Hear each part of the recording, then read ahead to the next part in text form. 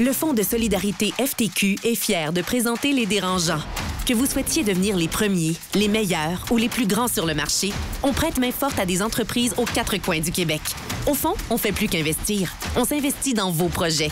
Visitez le fonds ftq.com/entreprise. Des entrepreneurs qui n'ont pas peur des défis. Des experts qui amènent leurs meilleurs outils. Entrez dans le garage. Avec Les Dérangeants. Bonjour à tous, bienvenue à ce nouvel épisode des Dérangeants. Étienne Crevier à l'animation. Les Dérangeants, c'est quoi? Vous nous connaissez après 7 saisons, ma foi. C'est le podcast de la nouvelle génération des entrepreneurs au Québec. Et je me demande combien de temps je vais être capable de dire nouvelle génération, parce qu'après 7 saisons, c'est putain nouveau. Et pour l'épisode d'aujourd'hui, on a la chance, en fait, d'aborder le sujet de l'entrepreneuriat au Québec et dans son écosystème, vraiment la situation de l'entrepreneuriat. On pourrait dire, quasiment rendu un habitué du podcast. C'est ta deuxième fois. Richard Chénier, directeur général de Québec Tech. Salut, Richard. Salut, Étienne. Un plaisir d'être là pour une deuxième fois, effectivement. Mais je suis un habitué aussi parce que je suis un auditeur régulier. Donc, j'adore l'émission. Vous avez fait une belle twist cette saison. Donc, je suis un big fan de ce que vous faites. J'aime ça parce que quand je te parle, j'ai à la fois le son de cloche de mon propre podcast et de l'écosystème entrepreneurial. Tu es comme un baromètre pour les deux, ma foi. Puis, on l'a dit dans mon introduction, en fait, Québec Tech, ce n'est plus Startup Montréal. Dernière fois que tu étais venu au podcast, on avait commenté, dans le fond, des pitchs de startup. Et là, depuis, en fait, il y a eu un virage. On ne pourrait pas dire un 180 degrés parce que c'est pas un changement, c'est pas un pivot, c'est une évolution de la formule actuelle. Depuis que tu as pris, dans le fond, la direction de Startup Montréal, tu avais vu certains enjeux, tu avais vu certains challenges que moi-même, j'ai vécu comme entrepreneur, qui étaient de sortir du Québec, de sortir du Canada, d'aller chercher des clients à l'international. Et Startup Montréal n'était plus le bon véhicule, devrais-je dire ça comme ça? Non, c'était pas un bon véhicule. C'est pas que c'était pas un bon véhicule. La preuve, c'est qu'on l'a choisi, tu sais. Ça a été c'est un véhicule l'organisation. Une organisation qui a toujours été bien structurée, avec du monde qui travaillait bien. Par ailleurs, tu sais, ce qu'on avait comme défi au Québec, c'est on a beaucoup de monde qui était dans la phase du démarrage d'entreprise et les activités de Startup Montréal étaient aussi beaucoup en lien avec le démarrage d'entreprise, particulièrement à Montréal. Puis quand on regarde l'ensemble de ce qui se passe au Québec pour les entrepreneurs technologiques, il y avait très peu de services pour les entreprises qui commençaient à rentrer dans une phase de croissance et d'internationalisation. Donc, on est venu combler... Ce qu'on appelle la vallée de la mort, à un certain sens. Tout à fait, qui tout à était, fait. j'ai mon minimum viable product, je commence à avoir un prototype, j'ai dérisqué ma technologie, puis là, j'ai besoin de contrats, j'ai des lettres d'intention qui rentrent, mais Colin, il n'y a pas de financement, j'ai pas... je suis tanné, je ne me verse pas de salaire depuis 2 ans. Donc, c'était ça le moment, le challenge. Oui, c'était ça. Ça, c'était un des défis. Puis, une des choses que j'observais beaucoup, parce que j'ai été quand même 8 ans directeur général du Santec. Donc, on était dans la phase de démarrage. Tu voyais ça venir. Et je voyais ça venir quand nos entreprises quittaient le Santec, celles qui avaient des potentiels de croissance, mais il y avait peu de services pour ces entreprises-là. Ouais. Et en Ontario, ils ont développé à peu près, il y a un peu plus de 5 ans, le Scale-Up Platform en Ontario, qui est autour de Invest Ottawa, de Mars et de Communitech. Puis on voyait de plus en plus d'entreprises québécoises qui étaient en phase de croissance aller en Ontario. Qui déménageaient pas toujours complètement, mais qui allaient chercher des services là et qui tranquillement se déplaçaient vers l'Ontario. D'autres qui ont peut-être, à l'intérieur de ça aussi, décidé de sortir du Québec pour aller en Ontario. Pourquoi? Parce qu'en phase de croissance, il y a d'autres défis. Ça a fait appel à d'autres expertises et on était un peu mal desservis ici au Québec. Quand tu es en bas de 10 millions de chiffre d'affaires, c'est compliqué. C'est très difficile. C'est très difficile. Fait que, moi, je dis toujours, une entreprise est prête à déménager même en bas de 5 millions, carrément. Il n'y a rien, il n'y a aucune attache. Tu te fais offrir tu as un gros fournisseur qui dit hey, j'aimerais ça que tu sois à Des Moines, Illinois, puis je t'offre 10 millions de contrats. Tu déménages. Là. À 10 millions de contrats, tu es comme, wow, minute, là, mes installations sont quand même solides ici. Donc, toi, tu le voyais carrément. Bien, on le voyait, je me souviens, dans des... parce qu'avant d'arriver à Startup Montréal, on avait déjà commencé à mettre les balises de ce qui est devenu Québec Tech. On ne savait pas que c'était pour s'appeler Québec Tech, mais on avait déjà identifié le besoin Et on a récupéré le véhicule de Startup Montréal en approchant le conseil d'administration pour dire, mais on a un plan, voici où on veut aller. Est-ce que ça vous intéresse d'être le véhicule pour matérialiser ce plan-là? Et on a fait la transformation de l'organisation qui s'est complétée en juillet dernier. Et là, maintenant, mais Startup Montréal a fait un travail extraordinaire pour l'entrepreneuriat. Maintenant, on rentre dans une nouvelle étape, un nouveau chapitre de notre évolution. Puis, parle-moi donc un peu du contexte, justement, parce que on va faire pour les auditeurs, ça s'appelait la Fondation du maire de Montréal. Il y a, mon Dieu, des belles lurettes. Ensuite, c'est devenu Montréal Inc. Ensuite, c'est devenu Startup Montréal et là, Québec Tech. Qui va prendre la place de Startup Montréal maintenant que ça s'appelle Québec Tech? Ah, c'est une bonne question. C'est une bonne question. C'est sûr qu'il y a beaucoup d'acteurs qui sont actuellement dans le démarrage, puis des organisations qui sont là. On peut penser à PME May, Montréal. Montréal New Tech, PME Montréal, les incubateurs, accélérateurs aussi qui sont beaucoup plus matures, qui étaient absents. Quand on a créé la fondation du maire au départ, c'est que il y a plus de 25 ans, il y avait beaucoup moins de structures pour stimuler l'émergence des entrepreneurs. Aujourd'hui, c'est le contraire. On a quand même un écosystème beaucoup plus riche qu'on l'avait, ne serait-ce qu'il y a moins de 10 ans.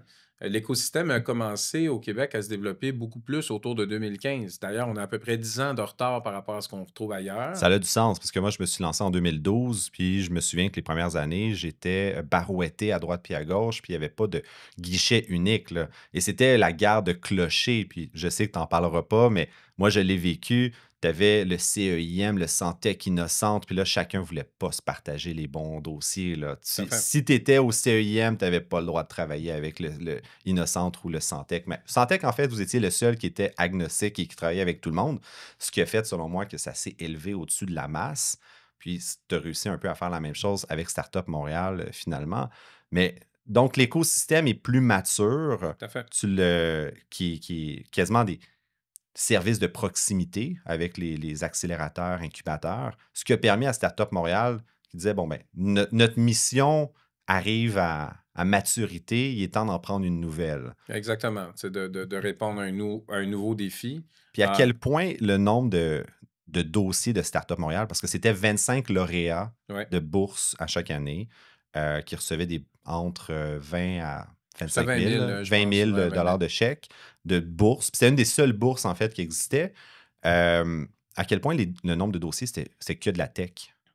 Ça aussi, c'est intéressant comme question, Étienne, parce que... Je sais, j'en ai plein des comme ça. Hein? Habitue-toi, là. mais ce qu'on a vu aussi, c'est l'évolution, la transformation du profil aussi. Je me souviens très bien, quand j'ai commencé au Santec en 2016 et que je travaillais avec la Fondation, il y avait comme une mixité de types de dossiers qui étaient plus variés. Et vers la fin, mais c'était 90% des dossiers qui étaient des dossiers technologiques. Donc effectivement, il y a eu un changement. Où est-ce que tu traces la ligne de quelque chose qui est de la tech? Parce que, je veux dire, je vends, j'ai une compagnie d'agroalimentaire, je vends des boissons énergisantes, mais tout mon système, toute ma production, mon CRM, tout mon marketing est technologique. Est-ce que je suis une entreprise tech? Non. Où est-ce que tu traces la ligne de qu'est-ce qui est tech et pas tech? C'est quoi le core de la business, là? C'est qu'est-ce qu'on est capable de faire croître. Si c'est un produit qui est excusez-moi l'expression en anglais, mais qui est scalable, là, j'arrive jamais à le dire correctement qui n'est pas un en français. consumer product good, non, exact. Un CPG. C'est quoi? C'est-tu le nombre de boissons qu'on veut multiplier ou le nombre de licences à ton SaaS ou de consommateurs de ton objet technologique? Donc, on est beaucoup axé sur les produits technologiques qui ont des potentiels d'exportation maintenant. C'est le focus. Puis est-ce que ça prend automatiquement un brevet? Est-ce que ça prend du IP pour se distinguer dans le domaine technologique? Bah non, pas vraiment. En tout cas, on ne partira pas de débat ici là, sur toute la propriété intellectuelle. Des fois oui, des fois non, etc. Il faut être très stratégique avec la gestion de l'API. Hier, justement, j'étais dans un gala, puis il y a Germain Lamonde qui dit... de Exfo? De Exfo, oui, à Québec, qui est une entreprise extraordinaire, qui dit tout le temps... Les brevets, ça se calcule en part de marché. J'adore l'expression. Ça vaut fuck all. C'est un beau diplôme sur ton mur, mais C'est ça. Fait qu'à un moment donné, tu sais, la question de propriété intellectuelle là-dedans, je dis pas que c'est pas important. Là, tu sais, Ah ouais. il faut s'y intéresser, mais c'est très stratégique aussi. Mais tu sais, d'avoir une collection de brevets, puis pas de part de marché, c'est une collection de brevets. Là. C'est des beaux cadres que tu as dans ton bureau, mais ça fait pas changer un balance sheet. Là, tu sais. Carrément. C'est un trip technologique. J'aime ça t'avoir devant moi parce que tu es comme je disais, un baromètre et tu es au courant de ce qui se passe. Québec Tech aujourd'hui, tu dirais que c'est un organisme d'accompagnement, tu dirais que c'est un lobbying, tu dirais que c'est un think tank. Comment tu décrirais la nouvelle mouture de l'organisme? Ouais. On n'est pas un organisme d'accompagnement, ça, je tiens à le clarifier en partant, parce qu'il y en a déjà beaucoup de services. On est d'accord. Nous, notre travail, c'est de s'assurer qu'on ait une dimension ou une façon de travailler plus stratégique, mieux organisée, mieux structurée au Québec. Un des éléments centraux du mandat de Québec Tech, c'est de mobiliser les acteurs clés pour le succès de nos entrepreneurs technologiques qui ont des forts potentiels d'exportation. OK. Donc, fait que quand on arrive, par exemple, si je choisis ta compagnie pour une activité quelconque avec Québec Tech, la question qu'on se pose toujours, c'est y a-t-il des gens autour de nous qui ont l'expertise pour nous aider à amener cette compagnie-là plus loin? Donc, on veut éviter absolument de dédoubler ce qui existe. Ce qu'on veut, c'est de mettre ça à l'échelle du Québec. Et c'est pour ça que c'est plus Startup Montréal. C'est devenu on a enlevé le mot Montréal parce qu'on veut aussi que ça profite à l'ensemble du Québec. Parce que c'est le Québec qu'il faut que ça améliore. En techno, il n'y a pas de frontières. Carrément. Donc, fait que quand un techno n'est pas de frontières, on ne commencera pas à faire des petites gagarres entre Québec, Montréal, puis Saguenay, Montréal. Là, c'est garde. Moi, je regarde le Québec technologique par rapport à ce qui se fait en Suède, par rapport à ce qui se fait aux Netherlands, par rapport à ce qui se fait aux États-Unis, dans d'autres provinces canadiennes, etc. Puis dire, OK, comment, ensemble, on peut être meilleur?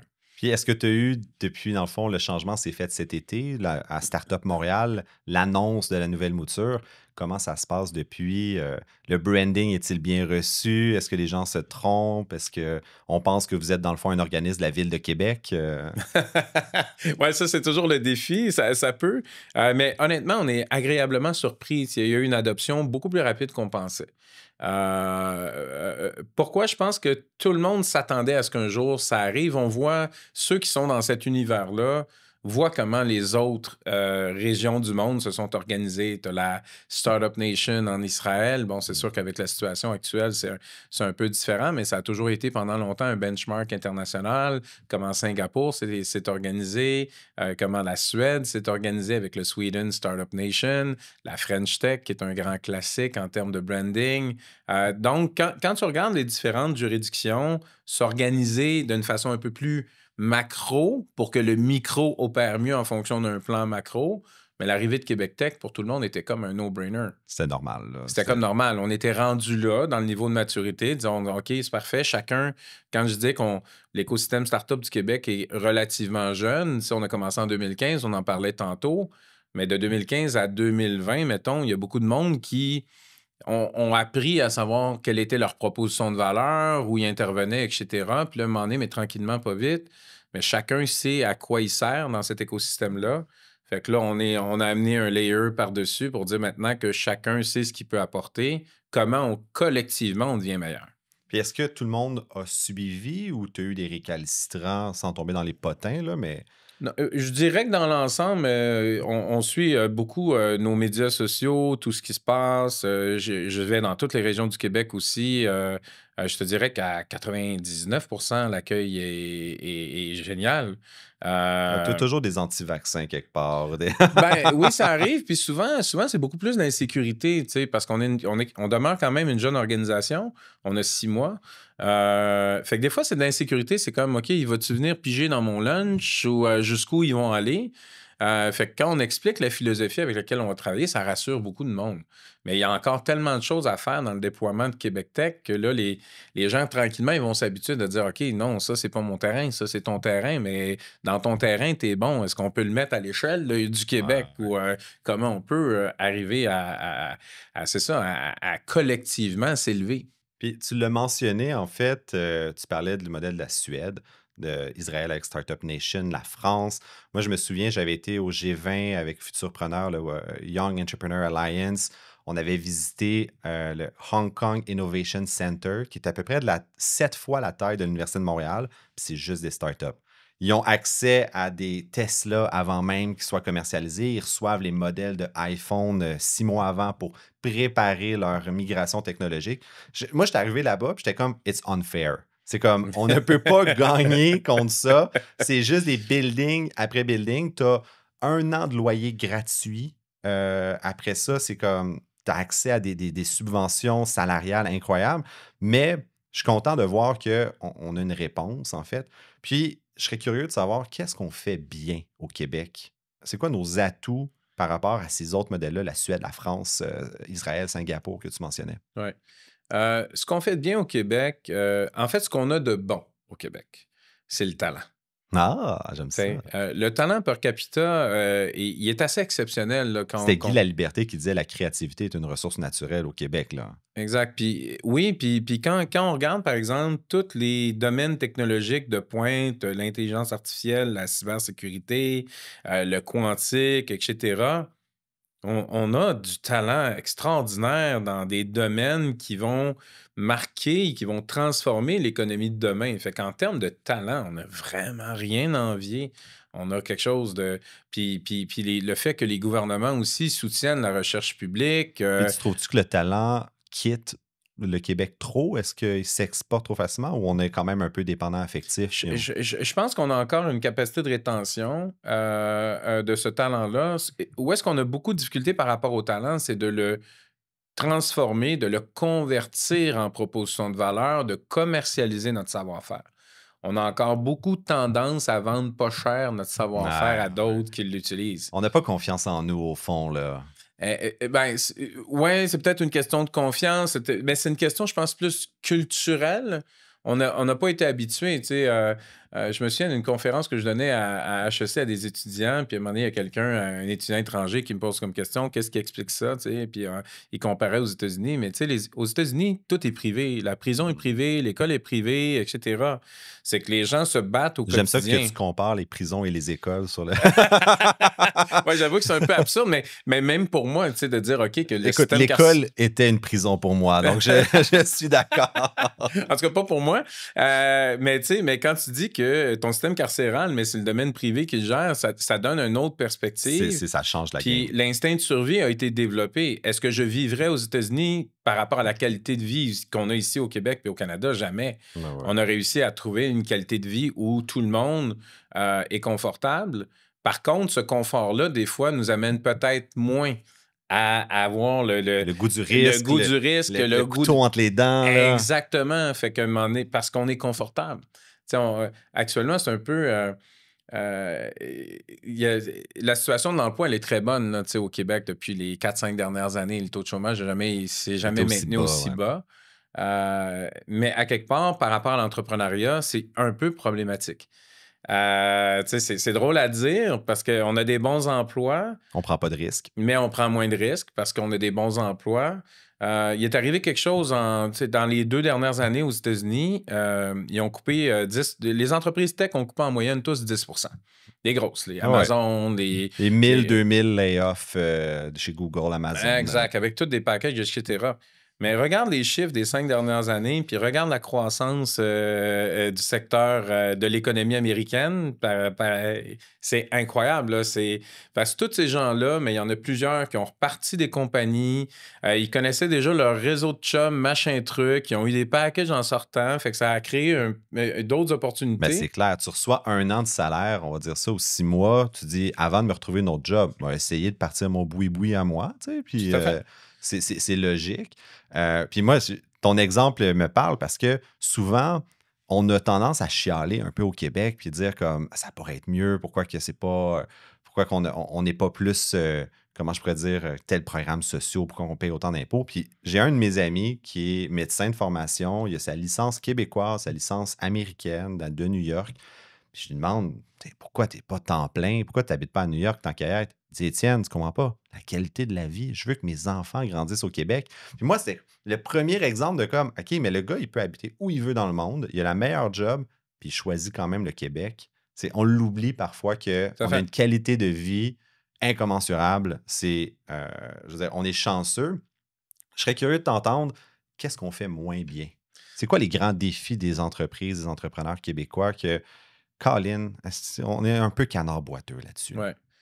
Il y a 3 choses que j'ai identifiées, puis je ne suis pas tout seul, mais avec des discussions, avec etc., qui sont des éléments sur lesquels, si on veut être meilleur, il faut s'améliorer.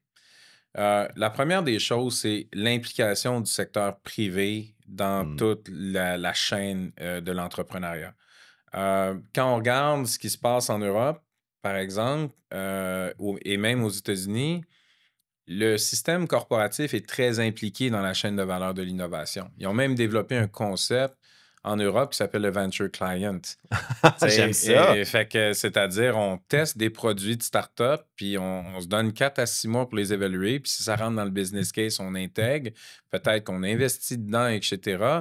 Ça fait en sorte que le système de l'économie traditionnelle a intégré dans sa chaîne de valeur le travail avec des startups technologiques comme mode de développement. Mais moi, j'ai toujours dit, en fait, on n'a pas besoin de bourse de démarrage d'entreprise, on a besoin de contrat de démarrage d'entreprise. Exactement. Donne-moi pas 20 000 $, donne-moi 20 000 $ de contrat, puis si je fais bien ma job, ben après ça, tel client va... Si tu me donnes Bombardier, tu m'amènes à Alstom comme client, ben, les 20 000 premiers dollars de mon produit sont gratuits, puis après ça, s'ils aiment ça, ils vont l'acheter. Mais on a tendance à avoir beaucoup de bourses ou de prêts. Exact. Puis ça me fait penser à une discussion que j'avais eue, je nommerai pas l'entreprise en question, mais souvent les gens viennent me voir pour me consulter. Bon, on veut faire de quoi en entrepreneur, etc. Puis voici, on a développé un concours, etc. Puis qui va donner... Fait qu'une entreprise qui vient de voir, qui dit « je veux m'impliquer, mais je sais pas par où commencer ». Je sais par où commencer. Puis souvent, ils pensent que on va donner des bourses à des entrepreneurs. Je dis « fais pas ça ». Moi, je préfère que tu donnes 3 contrats à ceux qui vont se qualifier dans ton concours, que tu donnes 3 bourses de 20 000. Parce qu'au final, nos entrepreneurs ont besoin de clients, surtout en technologie, pour faire maturer leurs produits, pour les faire développer et utiliser aussi la réputation de l'entreprise pour permettre d'ouvrir d'autres portes. C'est très difficile, là, mettons, les 10 premiers clients en techno, là, c'est tough. Là, c'est ça. Fait que, puis tu veux avoir des noms qui permettent de dédouaner ta compagnie puis de dire, ben oui, by the way, je fais affaire avec un tel, puis si tu veux des références, appelle-les, puis c'est une compagnie établie. Indirectement, ça crédibilise ta compagnie qui n'a aucune réputation, aucune notoriété encore, mais ta relation avec cette grande entreprise-là, mais dédouane cette notoriété-là. C'est une lettre de noblesse automatiquement qui met en confiance. Puis c'est le même principe que le comité aviseur qui dit « si lui est impliqué, moi, je vais suivre ». C'est très humain, hein? C'est très comme le fear of missing out. OK, ils doivent faire quelque chose de bon dans ce cas-là. Ouais. Le venture client, tu dis, ça, c'est un bon concept. On n'est pas assez impliqué. C'est un peu ce qu'on essayait de faire aussi avec le coaching, avec d'avoir des mentors, des KPMG, des Deloitte, des EY, PwC. C'est pas encore là, ce que tu me dis. C'est pas encore là. Effectivement, il faut travailler là-dessus. Parce que ces gens-là aussi ont des réseaux. Ils ont plein de ressources qui feraient en sorte que quand on dédouane, c'est pas juste du cash le problème des Non, c'est pas ce que tu fais dans la vie, c'est qui tu connais. Là. Exactement. J'aime ça paraphraser Pierre Laferrière, en tout cas, qui est quelqu'un qui a eu beaucoup d'impact dans ce que je suis aujourd'hui, dans le monde de l'entrepreneuriat. Et quand je travaillais avec Pierre, Pierre me mentionnait tout le temps, l'entrepreneuriat, c'est un sport de contact. Puis l'image, on peut l'aborder de tous les sens, l'image-là, mais effectivement, il y a une question de réseau. Et un des défis de ce qu'on appelle l'écosystème startup, qui est une expression que tout le monde sait que je déteste, c'est qu'on a comme créé au Québec un écosystème parallèle à l'économie normale. Là, il faut qu'on réussisse dans les prochaines années à connecter notre secteur d'entreprise technologique innovante au cycle et à l'activité économique traditionnelle. Et ça, quand on va réussir à briser ce mur-là, ça va être déjà une première grande étape. Puis pour ça, mais la responsabilité, il y a une portion de la responsabilité qui vient de ce qu'on appelle l'écosystème startup, qui est souvent entre elles, puis pas assez connecté avec l'économie normale. C'est un peu un réseau, un cercle d'initiés. Là. Exactement. Mais à l'inverse aussi, il y a le monde corporatif qui doivent se dire, mais j'ai une responsabilité aussi pour préserver une activité économique au Québec stimulante, intéressante, etc. Fait que le monde corporatif aussi doit se poser des questions. C'est un peu un non-sens pour moi quand tu me dis ça, parce que de ma perspective, pour avoir vécu les deux, à la fois corpo, à la fois start-up, la création d'entreprises, c'est une métrique automatique de l'économie d'un pays. Puis là, ce que tu me dis, c'est que le domaine start-up est perçu à part, est perçu en marge de ça. Mettons le tourisme, on est capable de dire le Grand Prix de Montréal a X dollars, millions de retombées économiques avec le Grand Prix, il faut continuer de le subventionner. On n'est pas capable de faire ça avec les start-up. On n'a pas encore réussi à trouver des modèles. Pourtant, il existe à travers ailleurs dans le monde. Mais pourtant, on a eu des Lightspeed, on en a. Mais on les connecte pas aux retombées économiques encore. Oui, ou en tout cas, ils sont avalés dans d'autres secteurs économiques où est-ce que d'autres mondes qui s'attribuent les... Oui, c'est ça. Fait qu'à un moment donné, est-ce qu'on est capable d'arriver à vraiment bien sortir le secteur de nos entreprises technologiques innovantes et leur impact économique au Québec? On a quelques statistiques, quelques tendances, mais on n'a pas assez de précision. Je te suis. Et un des éléments de précision là-dedans, il y a quelque chose d'intéressant, c'est le PDG de la Caisse de dépôt qui mentionnait ça dans une conférence. On a des problèmes de productivité au Canada, puis le Québec est probablement encore plus problématique. Des 38 pays de l'OCDE, le Canada est avant-dernier, puis il s'en va pour être dernier, puis l'OCDE prévoit que le Canada, s'il ne change rien, les 4 prochaines décennies, et non pas les 4 prochaines années, les 4 prochaines décennies, mais le Canada va être le bon dernier en matière d'amélioration de sa productivité dans le monde. Donc, ça veut dire que notre poids économique dans le monde aussi, puis il va se détériorer si on ne change rien. Et il mentionnait qu'une entreprise traditionnelle, c'est souvent calculé par heure travaillée, chaque heure travaillée va générer à peu près, mettons, 55 $ plus ou moins 4 piastres. OK. Le secteur des technologies, par contre, elle va générer plus de 80 $ de l'heure. Travailler. Okay. Mon Dieu, c'est comme c'est un 35 et c'est énorme, élevé, c'est énorme comme impact. Donc, il faut qu'on commence à se poser comme question, de dire, OK, il faut vraiment faire plus attention dans le secteur technologique, puis trouver des combinaisons. Tu sais, quand je disais que le Québécois ne consomme pas assez de nos technologies québécoises, pour moi, j'y vois une réponse. Ah ouais. Parce que si tu veux améliorer la productivité, surtout que notre démographie et le vieillissement de la population est important, il faut qu'il intègre plus d'automatisation, de technologie, etc. Donc, on a des beaux terreaux. Puis en même temps, mais de l'autre côté, on a des startups technologiques qui développent des solutions. Si tu mêles les deux, tu améliores ta productivité des entreprises traditionnelles et en même temps, tu utilises ce vecteur-là comme tremplin pour faire émerger des entreprises technologiques qu'on va amener à l'international. Puis, ce qui m'amène, tu parlais justement du rôle du corporate world, le Québécois qui a un rôle à avoir dans la création de valeur des entreprises. Y a-t-il des politiques publiques? Parce que on pourrait penser à du protectionnisme, là, rendu là, de dire, si on force justement de l'achat local, bon, l'OCDE va être en calice. Le World Trade Organization va probablement nous sanctionner. Mais y a-t-il des politiques publiques que tu aimerais voir arriver au Québec qui aideraient justement?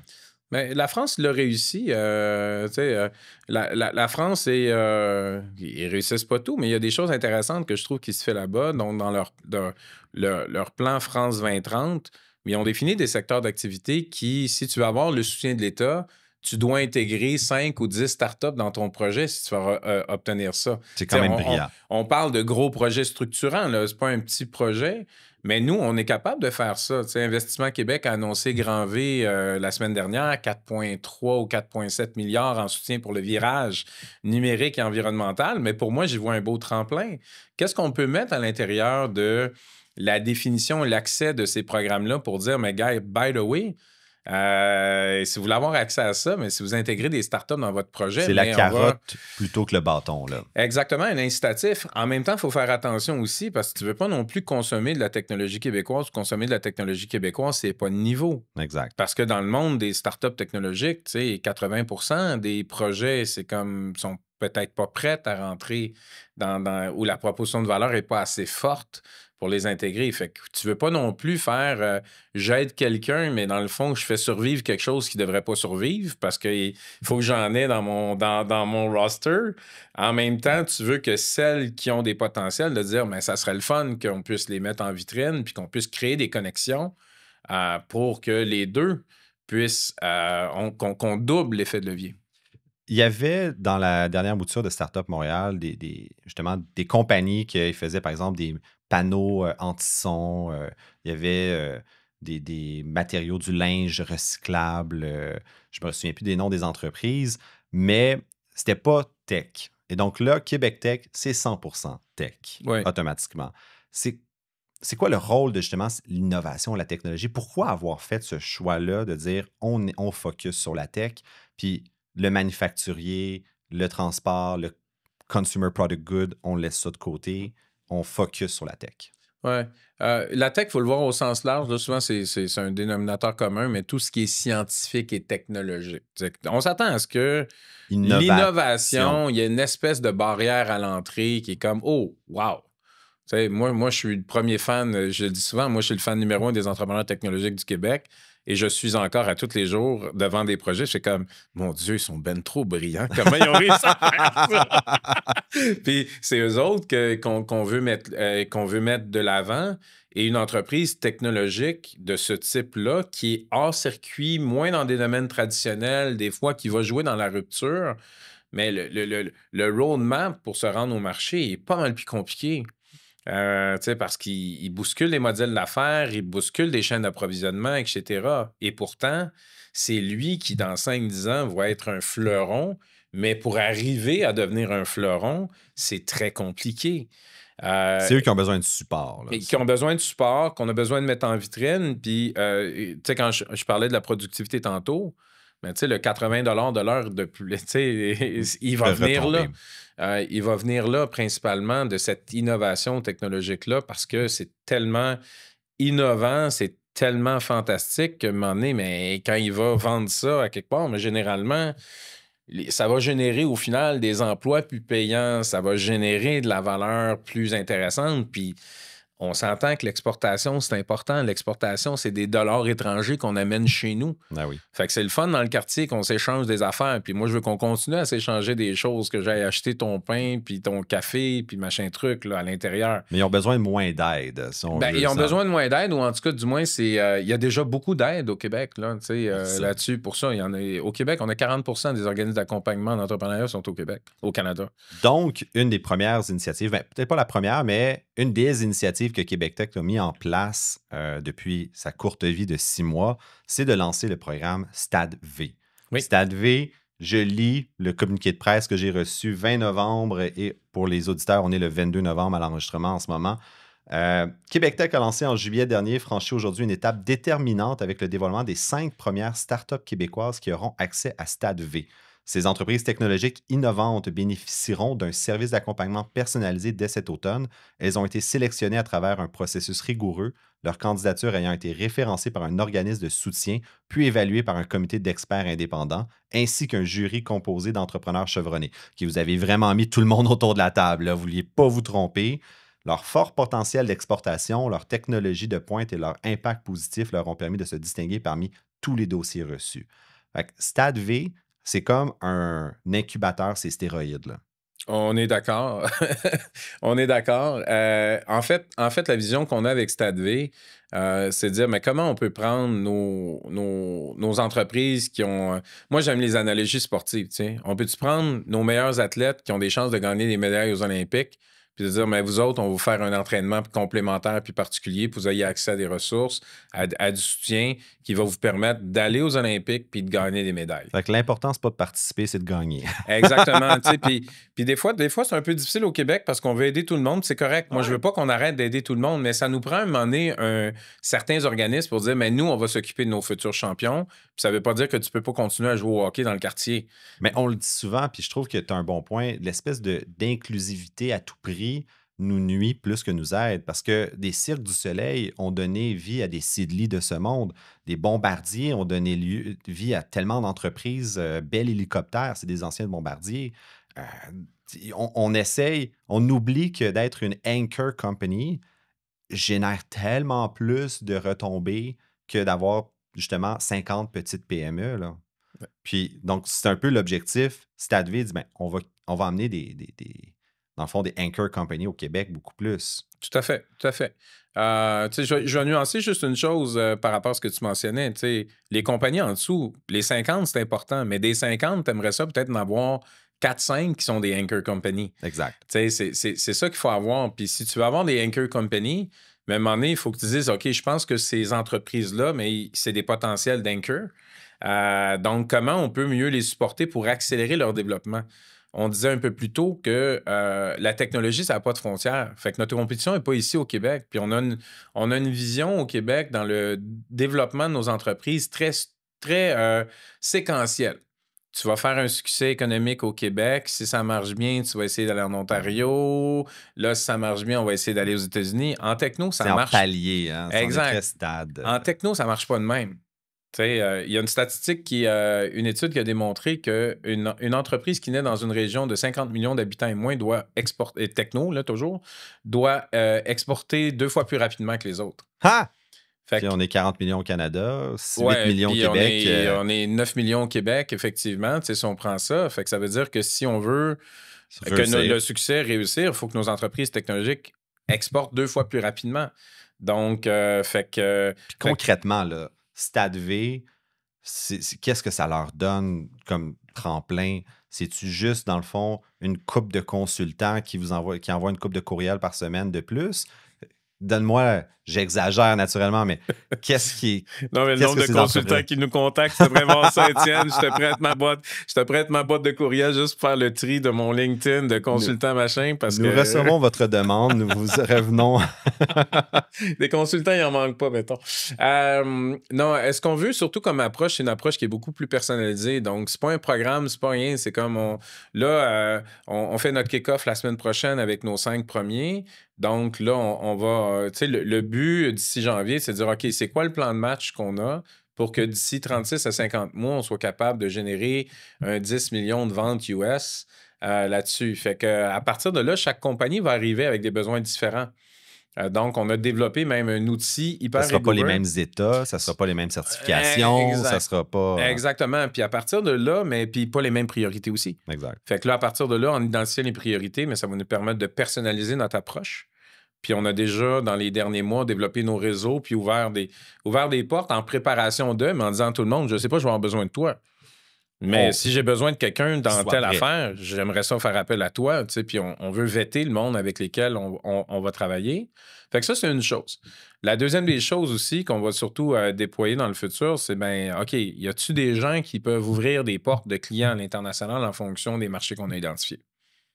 Donc, parce que tu peux pas attaquer non plus la planète tu peux pas attaquer 80 pays de front. Ben non, c'est saupoudré, il faut que ça soit un débarquement de Normandie. C'est ce qu'on appelle le beachhead market, en un certain sens. Exactement. Fait que, tu sais, du moment où on travaille avec l'entreprise, qu'on a identifié des endroits où est-ce que dire, OK, il faut augmenter nos présences dans ces marchés-là pour telle et telle raison, parce qu'on a des indicateurs qui nous permettent de dire, OK, ça, c'est prioritaire. Mais là, après ça, y a-tu des gens sur place qui peuvent nous aider à avoir les rencontres qu'on a? C'est pas Richard Chénier qui va appeler, me dire, OK, à Hong Kong, on a identifié telle opportunité de marché, puis on voit que c'est gros à Hong Kong. Parce que je connais pas beaucoup de Hongkongais, tu sais, pour être capable de dire, hey, excuse, là-dessus. Fait qu'il va falloir qu'on ait des partenaires locaux avec lesquels on a développé des relations de confiance. Vous dire, hey, es-tu capable de nous ouvrir des portes avec des personnes stratégiques dans tel domaine? Fait que plutôt qu'envoyer une liste de 50 startups, 50 PME, justement, ben là, on en choisit 5, on met le réseau en place, on fait une preuve de concept. Est-ce que le but, c'est d'en avoir 5 par année? Ou est-ce qu'il y a une prochaine appel de candidature qui est prévu? L'objectif, c'est qu'à tous les 4 mois, on va en sélectionner 5. 4 mois? Fait que le prochain s'en vient pour le mois de mars à peu près. Fait qu'une vingtaine par année quand même. 15. 15, OK. 15 par année. Là-dedans, pour l'instant, on se concentre beaucoup sur les entreprises qui sont en phase de commercialisation. Donc, dans les 5 qu'on a sélectionnés, ils ont des chiffres d'affaires entre 500 et 2 millions. C'est à peu près ça qu'on a comme profil. Donc, c'est des entreprises qui sont en commercialisation. Mais ce qu'on veut aussi ajouter au courant de l'année, c'est peut-être un groupe de 4-5 aussi qui sont des deep tech. OK. Des deep tech, mais qui attirent des partenariats stratégiques. On ne sait pas encore ce qu'on va faire. On est en train de designer cette portion-là parce qu'il y a aussi ces technologies-là dont le go-to-market est un petit peu plus long. Mais ça ne veut pas dire que ces entreprises-là ne sont pas intéressantes en sciences de la vie, en technologie verte et dans d'autres secteurs. Donc, parce que ce qu'on veut mettre en vitrine, c'est nos plus belles compagnies au final. Carrément. Tu sais, le Québec Tech, c'est un peu ça aussi. Tu sais, ce que j'ai comme vision par rapport à Québec Tech, puis pour toute l'équipe, c'est OK, il faut que ça devienne une fierté de dire, hey, j'ai été sélectionné.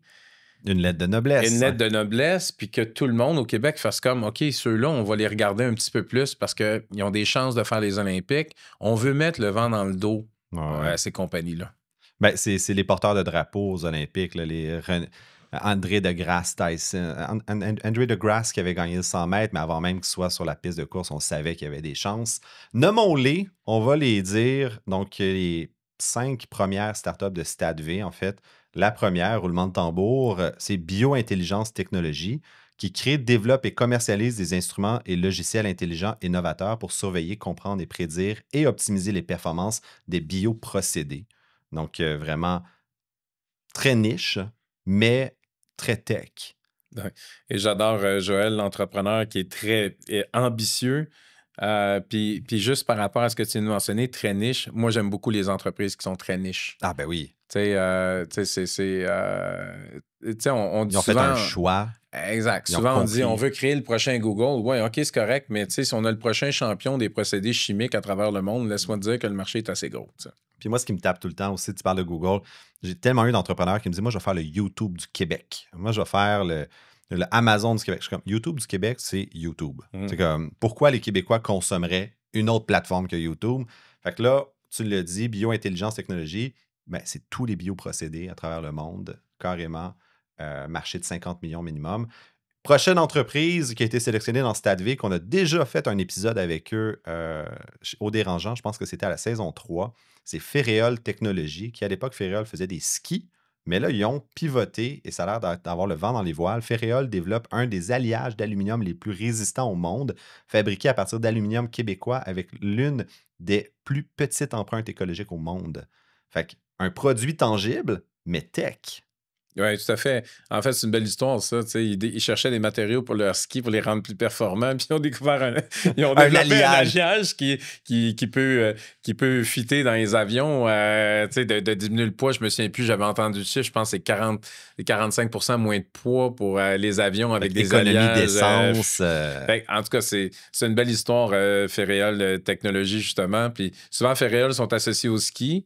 Maintenant, ils vont continuer, je pense, à faire une division ski, mais là, maintenant, il y a l'alliage aussi là, qui est vraiment, c'est lui qui est porteur. Fait que ça, c'est un cas intéressant parce que Ferréol démontre que tu peux être une entreprise Québec Tech, mais avec un angle manufacturier. Là. Il développe un alliage, mais c'est un alliage effectivement qui prend beaucoup de technologie à développer, à monitorer, à s'assurer de la qualité. Tout à fait. La troisième entreprise, et j'espère que je vais le nommer comme du monde, c'est Flower. OK. On m'a dit que c'était Flower. Flower, ah ben. Ouais, dans la façon de le prononcer. Flower simplifie le partage de fonds grâce à un écosystème technologique sécurisé qui automatise et accélère la gestion des prêts. Ouais. Ceux-là, ça, c'est intéressant, Flower, parce que, ou en tout cas, moi, je ne les ai pas rencontrés encore. C'est à peu près la seule compagnie des 5 que je ne connaissais pas. Puis c'est intéressant dans le processus qu'on a mis en place parce que cette entreprise-là était off the radar. Ah ouais? Personne, je ne l'avais jamais vu venir, cette compagnie-là. Puis là, un moment donné, est tombé dans le radar. C'est qui, eux autres? C'est un de nos organismes référents qui l'a mis parce qu'il n'était pas passé dans les incubateurs traditionnels, etc., qui était à côté. Puis, en gros, ils ont développé des outils hyper intéressants. Là, par exemple, un concessionnaire auto qui fait des prêts, mais lui, il est là pour s'assurer de tout l'aspect transactionnel de tout ça, etc., pour que ça se passe vite, que ce soit pas sécurisé avec des tableaux de bord, etc. Fait que lui, sa clientèle, c'est d'aller voir du micro, ben pas nécessairement micro, mais tu sais, du mais il y a des gens qui font des prêts, là, comme dans les meubles, des autos, etc. Puis il y a tout un système qui permet de gérer ça de façon très efficace pour qu'il y ait une transaction. En tout cas, c'est vraiment intéressant. J'ai hâte de découvrir. Puis ils ont actuellement quand même énormément de traction sur le marché. Bref, belle découverte, là. Puis moi, ce que j'aime du domaine de la FinTech, c'est que j'avais vu à un moment donné un graphique ou un chart qui montrait, je pense que tu avais Banque Nationale, Desjardins, BMO au centre, puis il avait fait tout le mapping des startups qui attaquaient leur business model. Puis c'était faramineux parce que quand tu es un géant bancaire, of course que tu es pourri dans tout ce que tu fais. Tu essaies de trop en faire. Puis t'en as juste pour le prêt hypothécaire, juste pour le compte courant, juste pour le micro-prêt. C'est tellement facile pour une startup de faire ça mieux que le géant. Puis, Dieu seul sait que le fintech, le domaine financier est archaïque. Donc, une belle opportunité pour eux. Ouais. Et encore là, marché de niche, clientèle bien ciblée avec un produit bien adapté. Et du prêt, dans le fond, of course, il en fait. Les États-Unis, ils vont avoir beaucoup de plaisir, clairement. La quatrième entreprise qui a été sélectionnée, je ne sais plus si on peut parler de start-up, mais oui, pour les start-up de Stade V, Lime Santé. Lime est une entreprise logicielle SaaS dédiée à améliorer l'expérience et les résultats patients en santé. Ça, j'aime ça. Ça me parle. La plateforme permet aux établissements de santé de créer des parcours patients numériques pour accroître l'engagement des patients dans leur parcours de soins.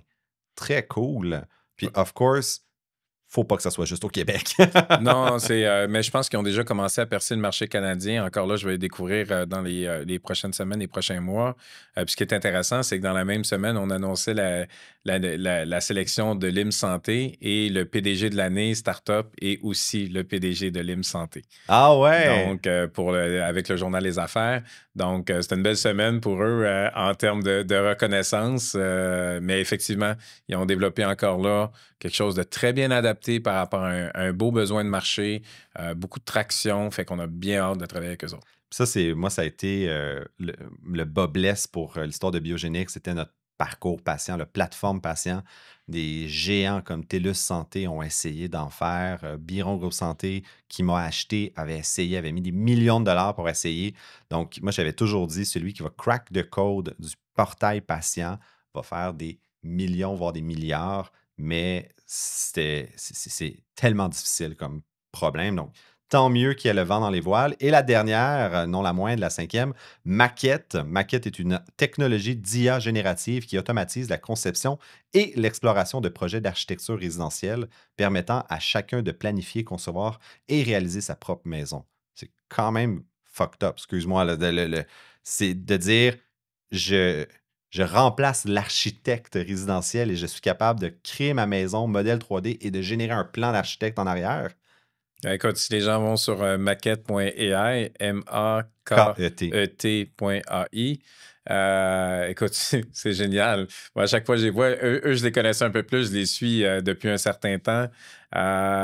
C'est comme, wow, effectivement, avec tout ce qui se fait avec l'intelligence artificielle générative, les avancées, eux autres, ils ont réussi à intégrer ça dans un produit d'architecture. Moi, je me souviens, je me suis toujours amusé, je downloadais des fois des espèces de produits d'architecture pour faire des designs de machins, d'agrandissement de pièces, whatever. C'était jamais bon. Mais avec eux autres, là, c'est comme, oh, OK, on est dans un autre clé niveau. en main, Exactement. on est là. Puis c'est fascinant parce qu'en effet, vu qu'on est au tout début de l'IA générative, chaque niche est à prendre. Tout à fait. Eux, ils ont dit, ben moi, je vais aller chercher exactement ce qui est le OpenAI, puis si je l'applique à mon secteur. Donc, clairement, je suis impressionné. Je serais curieux de t'entendre, en fait, c'est quoi ta vision pour les 5 à 10 prochaines années de l'écosystème ou même pour sans parler de juste ces entreprises-là, qu'est-ce que l'impact que tu vois dans 5 à 10 ans de cette initiative-là? Oui. On est justement, l'équipe de Québec Tech, en train de définir ce qu'on appelle le BHAG. Big, Hairy, Audacious Goal. Exactement. Puis ça tourne pas mal autour de faire du Québec la province canadienne qui génère le plus de scale-up. J'aime ça. Parce que le défi, c'est pas juste de créer des startups, mais c'est de s'assurer que ces startups vivent de la croissance et ont un impact économique plus fort. On en discutait avant l'entrevue. L'entrepreneuriat, on a de moins en moins d'entrepreneurs. Ouais. Il y a 50% moins d'entrepreneurs au Québec actuellement qu'il y a 20 ans. Puis qu'est-ce qui explique ça d'après toi? C'est-tu qu'un entrepreneur a 4 business maintenant ou c'est une consolidation? Plein de facteurs. Le marché de l'emploi il est très bon. Ouais. Aussi les salaires offerts par le marché de l'emploi, mais on voit une progression, donc de meilleurs salaires, un bon marché de l'emploi. C'est des choses qui, selon moi, expliquent les choses. Après ça, mais c'est peut-être des questions culturelles aussi. La Silicon Valley, ils ont 6 à 7 générations d'entrepreneurs, sont tombés dedans. Les universités comme Stanford ou MIT, ils ont tous développé des systèmes qui font en sorte que l'entrepreneuriat est valorisé très tôt. Chez nous, c'est pas encore intégré. Moi, j'ai hâte qu'on intègre l'entrepreneuriat à tous les cycles du système d'éducation, puis qu'on célèbre nos entrepreneurs, qu'on les mette en valeur, etc. Quand on regarde sur l'espace public, on est encore en train de faire des références à des Serge Godin, à des Charles Sirois, à des Alain Bouchard. Ça commence à être, pas dire vieux, mais ça commence à dater, là. Ouais, mais c'est des beaux modèles, là. Je dis, j'ai rien. On est très fiers de ces gens-là, mais on est-tu capable de mettre en lumière notre nouvelle génération d'entrepreneurs? Au goût du jour, là. Au goût du jour, effectivement, pour que la génération qui pousse puisse faire une connexion de dire oui, c'est possible. Oui, je comprends. Puis, on parle de justement Silicon Valley, qu'on déménage à Silicon Valley pour se partir en affaires, ça attire du monde de partout dans le monde. Qu'est-ce que ça prendrait pour qu'on ait un Silicon Valley au Québec, d'attirer des entreprises technologiques, d'attirer des entrepreneurs pour venir se partir au Québec? Oui. Juste peut-être avant de rentrer dans cette question-là, juste peut-être compléter sur la dernière partie de pourquoi on veut faire du Québec une espèce de moteur d'entreprise en hypercroissance. Il y a une statistique qui est quand même assez éloquente, c'est qu'actuellement, dans les startups technologiques canadiennes qui franchissent le cap de 10 millions, il y a seulement que 16 qui viennent du Québec. Puis on est 22 de la population. Fait qu'on a puis quand on regarde ce qui se passe en Ontario, en Alberta, puis en Colombie. Exactement. Puis les 4 principales provinces, là, mettons les 3 autres, Alberta, Colombie-Britannique et Ontario, sont au-dessus de leur poids démographique. Ah! Fait qu'on doit travailler en générer plus, surtout si on revient à toutes les questions de productivité qu'on a parlé plus tôt, pour qu'on ait un secteur technologique très fort, parce que même notre place dans le Canada en termes de poids économique, si on n'amène pas des entreprises à grandir un peu plus, mais c'est aussi notre compétitivité à l'intérieur du Canada qui est en jeu par rapport au secteur des techs. Fin de la parenthèse sur cette Très bonne parenthèse, ça me mentionnait. Puis, en fait, je te relance la question. Est-ce qu'on peut espérer un jour attirer des entrepreneurs technologiques au Québec? Le défi actuellement, c'est une question importante, intéressante, mais il y a toutes les questions de l'immigration actuellement. Puis tant que la question de l'immigration ne sera pas réglée, c'est pas... Les paliers de Trudeau qui n'a pas la même position que Legault avec la CAQ. Ces chicanes-là politiques aident pas, dans le fond. Aident pas parce que ça rend le Québec un peu moins attrayant pour certains entrepreneurs technologiques. Puis je dis pas que le débat n'a pas besoin d'avoir lieu, sauf que par rapport à la dimension d'attirer des entreprises technologiques, ça nous complique un peu la vie. Et quand on regarde, mettons, au niveau statistique, 44 des startups technologiques sont en Ontario. Ah! Donc, principalement, là, je dirais là, à l'œil, là, facilement 35 dans le Grand Toronto. Mais c'est pas vrai que le 44 des startups ontariennes viennent de l'Ontario. Ben non. Ils ont attiré aussi des entreprises qui ont choisi la région de Toronto-Waterloo, entre autres, pour implanter leur entreprise et la développer. Ça, c'est un excellent exemple. Waterloo, on se rappellera que c'est devenu une plateforme d'attractivité à cause de Research in Motion, BlackBerry à l'époque, qui n'est même plus ce qu'elle était, est à l'ombre, le iota de ce que ça a déjà été. Et pourtant, Waterloo reste aujourd'hui une plateforme d'attraction de start-up technologiques. Tout à fait. Et c'est une ville 4 fois plus petite que Montréal. C'est fascinant. Tu n'as même pas besoin d'encore avoir un anchor company pour que ça reste. C'est ça qui me fascine. Moi, l'entrepreneuriat a un long tail. Ça suit. Donc, clairement, si on était capable de juste se positionner sur l'immigration puis d'attirer le talent, c'est là que ça va. C'est là, mais en même temps, quand on regarde toute la situation de l'entrepreneuriat technologique, on a quand même beaucoup de travail à faire pour la croissance de nos compagnies aussi. Ouais. Donc, fait que pour l'instant, le focus ou comment je pense qu'on doit travailler dans les prochaines années, c'est de rendre notre système entrepreneurial beaucoup plus efficient, beaucoup plus efficace, faire en sorte que nos entrepreneurs, mais que le système soit au service du succès de nos entrepreneurs et non des entrepreneurs au service du système. Ça a l'air de rien de ce que je dis actuellement, mais il y a plus de 215 programmes de financement au Québec. Quand on calcule le municipal, le provincial puis le fédéral, c'est pas qu'il manque d'argent dans le système, sauf que le système est tellement complexe Fragmenté. et fragmenté avec plus de 900 organismes d'accompagnement de toutes sortes en innovation puis en entrepreneuriat, qu'à un moment donné, c'est comme, OK, tous les outils sont là, mais on manque d'efficience. Puis l'entrepreneur, lui, il essaie de se démêler dans tout ce système-là.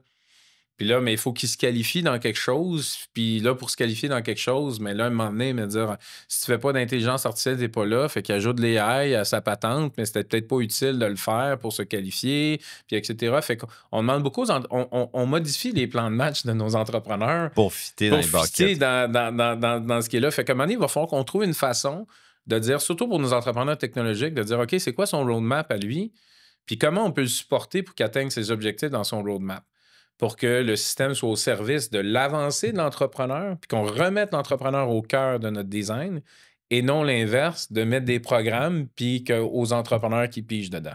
Puis, donc, ma question dérangeante pour toi, Richard, pour terminer, Québec Tech, une nouvelle organisation, ça fait 6 mois, c'est un projet ambitieux, une mission qui fait du sens. D'avoir sélectionné 5 entreprises, est-ce que c'est de mettre la réputation de Québec Tech dans les mains de ces 5 entreprises-là? Parce que si ça ne marche pas, s'il n'y a aucun succès, c'est un peu de dire on a échoué. On est entièrement d'accord, je le rappelle à tous les jours à mon équipe. Le succès de Québec Tech va passer par le succès de nos entrepreneurs. Donc, quand on sélectionne quelqu'un chez Québec Tech, c'est parce que on est convaincu que cette entreprise a le profil. Ouais.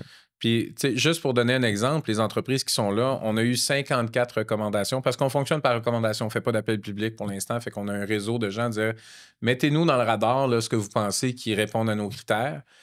Des 54, il y en a 20 qui ont été qualifiés, pré-qualifiés par des jurys externes qui ne sont pas les mêmes qui vont passer de 20 à 10. Et là, on avait 9 pour cette sélection aussi. Fait qu'il y a des gens qui ont coupé de 20 à 9. Et après ça, il y avait les 9 derniers, il fallait couper à 5. Et en tout et partout, quand on regarde toute la chaîne, c'est 27 personnes qui ont évalué ces projets-là. Et c'est des personnes qui sont de haut niveau, dont plusieurs commercialisent à l'international. Fait que ça veut dire que les 5 derniers, ils ont convaincu beaucoup de monde. Est-ce qu'ils ont convaincu les 27? Peut-être pas. Mais ils ont convaincu pas mal de monde pour se rendre à la finale. Donc, fait que ça, pour nous, c'est la façon de se dire, OK, je pense que c'est pas parfait la science de l'entrepreneuriat techno. Fait qu'on pense qu'on est des bons poulains dans la première bunch. Quand on parlait des 15 tantôt, pour moi, mon espoir, c'est que des 15, mais qu'il y en a 5 des 15 qui dépassent le 10 millions de chiffre d'affaires puis qui prennent leur envol. Je m'attends pas à ce que les 15 réussissent ça. On va toutes les faire avancer. Mais à un moment donné, on va réaliser pour plein de raisons qu'il y en a une qui a plafonné ou qu'il y a des choses qui vont se passer. Fait que c'est pour ça qu'on ne peut pas rester à 5 puis on va prendre les 5, ma marge d'erreur est trop grande.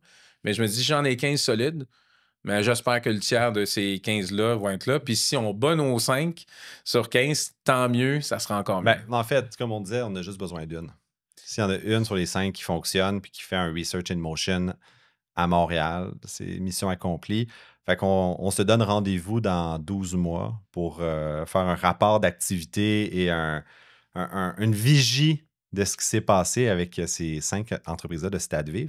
Mais Richard Chénier, merci beaucoup d'être venu au Dérangeant. Pour vrai, on a besoin de Québec Tech. Puis on a besoin que les entrepreneurs s'impliquent aussi. Donc, en fait, est-ce qu'on peut lever la main? Est-ce que je parle à nos auditeurs, comment ils font pour rentrer en communication avec Québec Tech et s'impliquer? La beauté de la chose, c'est qu'il y a tellement de monde qui lève la main actuellement pour nous aider et qui comprennent exactement où on s'en va. C'est que nous, on n'a juste pas les capacités de l'intégrer. Moi, je pense que le message... Il y a 2 messages pour ceux qui nous écoutent actuellement. C'est ce que Québec Tech tente de faire, c'est de partir un mouvement, mais c'est pas nous autres qui allons le faire tout seul. Fait que chaque personne, tu sais, s'il y a une entreprise qui nous écoute, établie, puis qui se pose la question de dire, OK, j'ai une responsabilité de consommer des technologies québécoises, OK, je vais en tester. S'ils ont des réseaux de contacts qui permettraient à aider d'autres entreprises de le faire, etc. On ne veut pas tout canaliser parce qu'on ne sera pas capable de tout absorber. Mais si tout le monde au Québec comprend l'importance de ce secteur-là, puis dire, hey, on a un devoir, puis il faut qu'on travaille dans le même sens, tant mieux. Fait qu'attendez pas que Québec Tech fasse les choses. Si vous pensez que vous pouvez faire quelque chose, faites la différence. Le message est lancé et bien reçu. Merci encore une fois, Richard. À la maison, n'hésitez pas à nous suivre, Les Dérangeants, podcast, Google Podcast, Spotify, Apple Podcast. On est sur toutes les plateformes. On a aussi notre chaîne YouTube où est-ce qu'on peut voir la belle binette de Richard en action et toute la gestuelle. Allez sur le site web lesdérangeants.com.